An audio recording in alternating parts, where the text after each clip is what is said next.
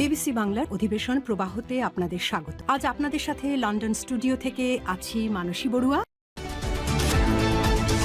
ইন্নালিল্লাহ, আবারও পুরো মধ্যপ্রাচ্যে তৃতীয় বিশ্বযুদ্ধ শুরু হয়ে গেছে। দখলদার ইসরায়েলি বাহিনীকে কোনোভাবেই ছাড় দিচ্ছে না ইরানের ইসলামী বিপ্লবী গার্ড বাহিনীর সদস্যরা। মার্কিন যুক্তরাষ্ট্রের সঙ্গে ইরান কোনো চুক্তি করবে না বলে ইরানের পক্ষ থেকে ছাপ জানিয়ে দেওয়া হয়েছে। জন্য মার্কিন যুক্তরাষ্ট্রের প্রতিনিধি দল আসার আগেই পাকিস্তান ত্যাগ করেছে ইরানের প্রতিনিধি দল। তারা জানিয়ে দিয়েছে যে আমরা ইহুদিবাদী ইসরায়েল এবং মার্কিন যুক্তরাষ্ট্র আমাদের উপর যে অবৈধভাবে অনাকাঙ্ক্ষিত হামলা চালাচ্ছে, এই হামলার তীব্র প্রতিবাদ জানায়। পরিস্থিতি অত্যন্ত জটিল আকার ধারণ করেছে, চলছে হামলার পর হামলা। আর এরই মাঝে আমাদের হাতে এসে পৌঁছেছে এই যুদ্ধের সর্বশেষ গুরুত্বপূর্ণ সব থেকে তাজা আপডেট সংবাদ আপনাদের জানিয়ে দিব। প্রথমে জানাবো, মার্কিন প্রতিনিধিরা ইসলামাবাদে পৌঁছানোর আগেই পাকিস্তান ত্যাগ করল ইরানের পররাষ্ট্রমন্ত্রীরা। যুক্তরাষ্ট্রের প্রতিনিধি দল পাকিস্তানে পৌঁছানোর আগেই ইসলামাবাদ সফর শেষ করে দেশে ফিরে গেছে ইরানের পররাষ্ট্রমন্ত্রী সৈয়দ আব্বাস আরাগচি এবং ইরানের প্রতিনিধি দল। দিনভর উচ্চ পর্যায়ের বৈঠক শেষে তিনি ইরানের উদ্দেশ্যে রওনা হয়ে চলে গেছেন। তারা কোনোভাবেই যুক্তরাষ্ট্রের সঙ্গে যুদ্ধবিরতি নিয়ে কথা বলতে চায় না। এ বিষয়ে খুবই গুরুত্বপূর্ণ সংবাদ জানাবো। কেন যুক্তরাষ্ট্রের সঙ্গে ইরান যুদ্ধবিরতি করতে চায় না সে সম্পর্কে তথ্য জানাবো, সঙ্গেই থাকুন। এরপর জানাবো, ইরানের জনগণকে বিদ্যুৎ ও জ্বালানি ব্যবহার কমানোর আহ্বান মাসুদ পেজেশকিয়ানের। দেশবাসীকে বিদ্যুৎ ও জ্বালানি ব্যবহার কমানোর আহ্বান জানিয়েছে ইরানের প্রেসিডেন্ট মাসুদ পেজেশকিয়ান। দেশটির আধা সরকারি মেহের নিউজ এজেন্সি জানিয়েছে, বর্তমানে যুদ্ধ পরিস্থিতি জ্বালানি এবং বিদ্যুৎ খরচ নিয়ন্ত্রণ করা অত্যন্ত জরুরি। পেজেশকিয়ান আরও জানিয়েছেন, শত্রুরা আমাদের অবকাঠামোর উপর আক্রমণ করেছে এবং চারপাশ থেকে চাপ সৃষ্টি করেছে। এদিকে আরাগচির পাকিস্তান সফরের কারণ জানালেন ইরানের নিরাপত্তা প্রধান। ইরানের পররাষ্ট্রমন্ত্রী সৈয়দ আব্বাস আরাগচির পাকিস্তান সফরের সঙ্গে দেশটির পরমাণু প্রকল্প নিয়ে সংলাপের কোনো সম্পর্ক নেই বলে জানিয়েছে ইরানের জাতীয় নিরাপত্তা কমিটির প্রধান ইব্রাহিম আজিজি। আজ রাজধানী তেহরানে এক সংবাদ সম্মেলনে তিনি এসব তথ্য জানিয়েছেন। ইব্রাহিম আজিজি বলেন, পররাষ্ট্রমন্ত্রী সৈয়দ আব্বাস আরাগচি পরমাণু প্রকল্প ইস্যুতে সংলাপের জন্য পাকিস্তানে যাননি। তার এই সফরে পরমাণু প্রকল্প সমর্থিত সংলাপের কোনো অ্যাসাইনমেন্ট নেই। এবারে জানাবো, চীনা রিফাইনারির উপর যুক্তরাষ্ট্রের নিষেধাজ্ঞা। ইরানি তেল ক্রয়ের অভিযোগ। ইরানি তেল কেনার অভিযোগে চীনের একটি চিপড রিফাইনারির উপর নিষেধাজ্ঞা আরোপ করেছে যুক্তরাষ্ট্র। আজ এই তথ্য জানিয়েছে ট্রাম্প প্রশাসন, যার উদ্ধৃতি দিয়েছে দ্য জেরুজালেম পোস্ট। সেখানে বলা হয়েছে যে চীন ইরানের কাছ থেকে এই রিফাইনারির জন্য তেল আমদানি করে থাকে। এজন্য মার্কিন যুক্তরাষ্ট্র চীনের এই রিফাইনারি বা তেল শোধনাগারের উপর এই নিষেধাজ্ঞা চাপিয়ে দিল। এটি অন্যায়। এবং সর্বশেষ জানাবো, শিগগিরই বিয়ের পরিকল্পনা ছিল লিমন বৃষ্টির, তার আগে সব শেষ। যুক্তরাষ্ট্রের ফ্লোরিডা অঙ্গরাজ্যে হৃদয় বিদারক এক ঘটনায় প্রাণ হারিয়েছে বাংলাদেশি দুই পিএইচডিধারী শিক্ষার্থী। নিহত জামিল আহমেদ লিমন বয়স ২৭ এবং নিখোঁজ থাকার পর মৃত্যু বলে নিশ্চিত হওয়া নাহিদা সুলতানা বৃষ্টি।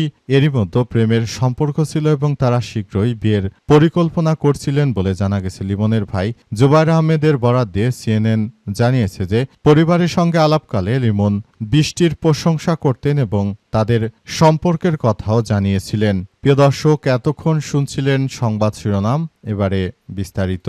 তবে তার আগে বন্ধুরা, অনুরোধ থাকবে এই সংবাদটিতে একটি লাইক দিন। এই চ্যানেলে আপনি নতুন হয়ে থাকলে আমাদের সংবাদটি দেখতে দেখতে চ্যানেলটি সাবস্ক্রাইব করে রাখুন। কমেন্ট করে বন্ধুরা আপনার মূল্যবান মতামত জানিয়ে দিন আপনি বিশ্বের কোন দেশ থেকে বা বাংলাদেশের কোন স্থান থেকে আমাদের সংবাদটি দেখছেন এবং শুনছেন। আর বন্ধুরা, সংবাদটি আপনার সোশ্যাল মিডিয়া ফেসবুকে শেয়ার করে বন্ধুদেরও দেখার সুযোগ করে দিন। গাজা যুদ্ধে আপনি যদি নিরীহ ফিলিস্তিনিদের ভালোবেসে থাকেন, কমেন্টে ইয়েস লিখে পুরো বিশ্বকে আমাদের এই গুরুত্বপূর্ণ আপডেট সংবাদটি জানার সুযোগ করে দিন। এবারে বিস্তারিত। আর বন্ধুরা, সংবাদটি দেখতে দেখতে কমেন্ট করে জানিয়ে দিন যে আপনার এলাকায় বর্তমান কয় ঘন্টা বিদ্যুৎ থাকে, নাকি শুধুমাত্র কয় ঘন্টা বিদ্যুৎ আসে সেটাই বলবো। কারণ বর্তমান যে অবস্থার সৃষ্টি করেছে বিএনপি সরকার, এতে বাংলাদেশের মানুষ এর মধ্যে তীব্র ক্ষোভের আশঙ্কা তৈরি হয়েছে। বিএনপি অতীতেও যখন ক্ষমতায় এসেছিল তারা সারা বাংলাদেশে বিদ্যুৎ দিতে তারা ব্যর্থ হয়েছে, এবারও ঠিক একই কাজ করছে তারা। বিষয়টিকে আপনি কেমনভাবে দেখছেন বলে মনে করেন সেটি কমেন্ট করে আমাদেরকে জানিয়ে দিতে পারেন বন্ধুরা। মার্কিন প্রতিনিধিরা ইরানে পৌঁছানোর আগেই পাকিস্তান ত্যাগ করল ইরানের পররাষ্ট্রমন্ত্রী।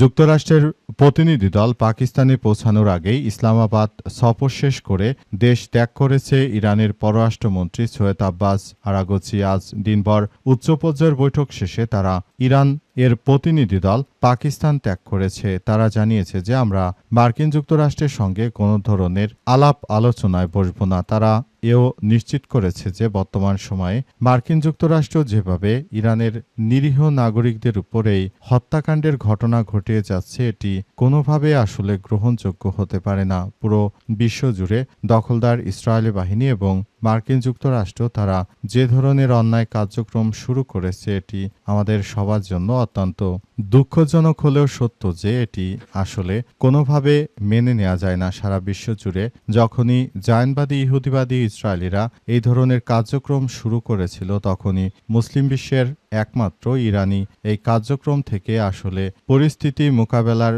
মধ্য দিয়ে এগিয়ে যাচ্ছিল। তবে এই মুহূর্তে আসলে দখলদার ইসরায়েলি বাহিনী আরও সব থেকে বেশি ভয়াবহ কার্যক্রমের মধ্য দিয়ে এগিয়ে যাচ্ছে এবং ইরানের সঙ্গে আমেরিকার এই ধরনের একটি সংঘর্ষ ঘটার পর আসলে পুরোপুরি ইরান এখন আরও বেশি আত্মসংযত হয়েছে এবং তারা জায়নবাদীদের বিরুদ্ধে পুরোদমে কার্যক্রম চালিয়ে যাচ্ছে।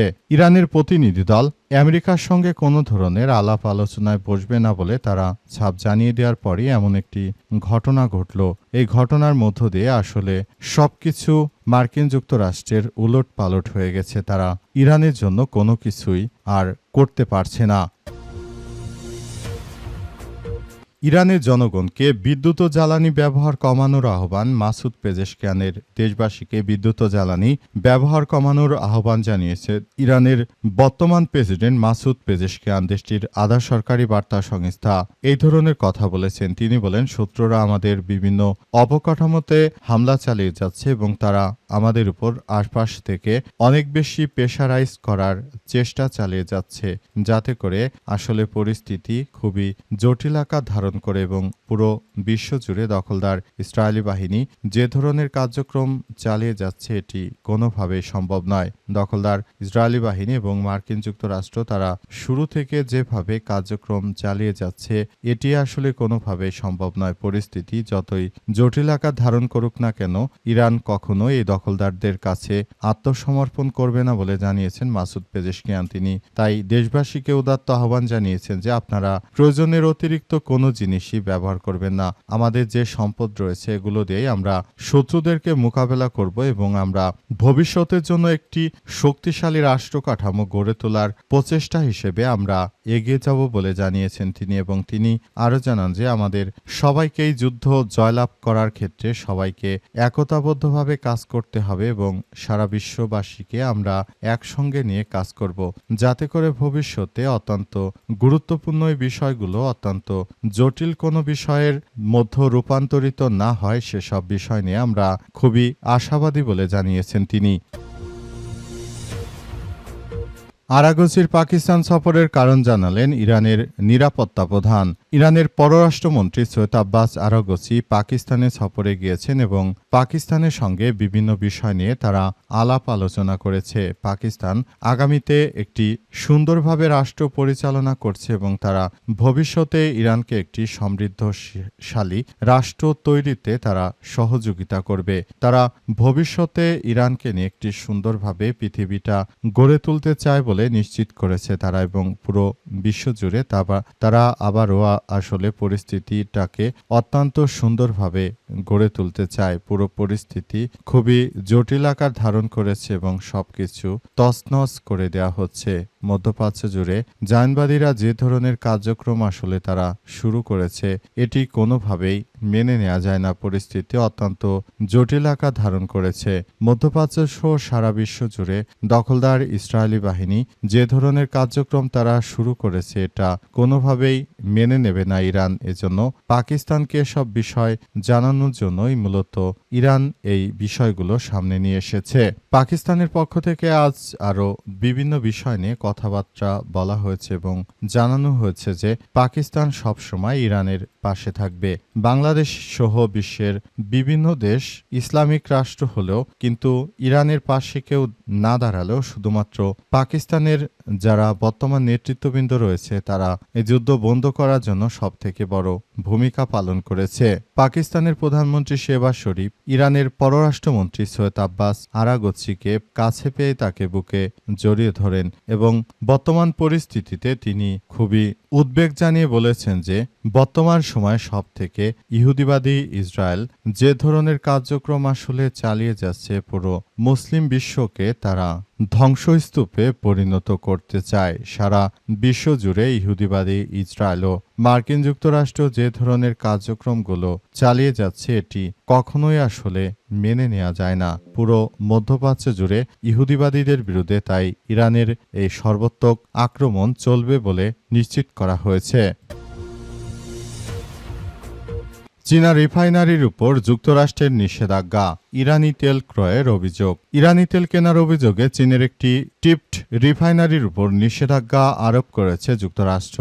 এই তথ্য জানিয়েছে ট্রাম্প প্রশাসন, যার উদ্ধৃতি দিয়েছে দ্য জেরুজালেম পোস্ট। অভিযোগ অনুযায়ী চীনের হেঙ্গলি পেট্রোকেমিক্যাল রিফাইনারিতে নিষেধাজ্ঞার আওতায় আনা হয়েছে। মার্কিন ট্রেজারি বিভাগের দাবি, প্রতিষ্ঠানটি ইরানের অন্যতম বড় ক্রেতা হিসেবে কোটি কোটি ডলারের অপরিশোধিত তেল ও পেট্রোলিয়াম পণ্য আমদানি করে থাকে। এছাড়াও office of foreign assets control বা ওএফএসসি ইরানের তথাকথিত শ্যাডো ফ্লিটের সঙ্গে সংশ্লিষ্টতার অভিযোগে প্রায় 40টি শিপিং কোম্পানি ও জাহাজের উপর নিষেধাজ্ঞা দিয়েছে।